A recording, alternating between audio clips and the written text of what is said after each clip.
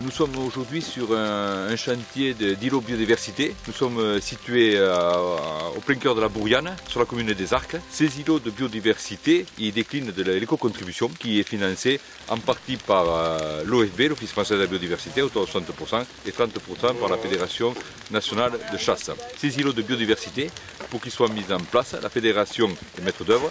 On signe des conventions avec les mairies, les collectivités locales, la société de chasse. Ils permettent ces îlots de biodiversité, une continuité dans la biodiversité de la trame verte et également de mettre en œuvre des chantiers participatifs où on permet de retrouver tous les acteurs ruraux, les acteurs proches de la nature et tous les bénévoles de la commune.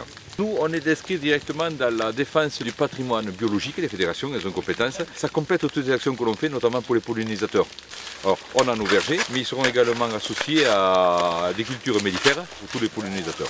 Sur divers programmes, on a la trame verte, la trame bleue, tout ce qui était agrifaune auparavant, maintenant sur les îlots de biodiversité. Et tout ça, c'est préserver notre environnement.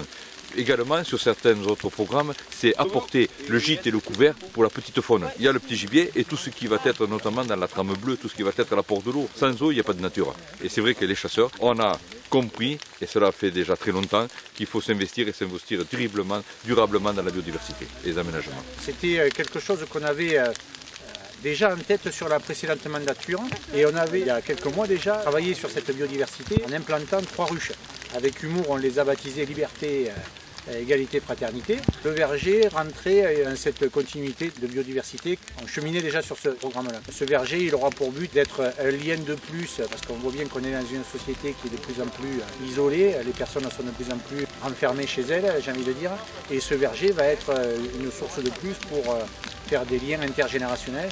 L'idée, c'est effectivement d'entretenir ces arbres et de ramasser les fruits derrière avec les petits et les plus anciens de la commune pour essayer de faire ce lien et que les personnes puissent arriver à se rencontrer à un autre moment que des manifestations culturelles ou que la fête du village.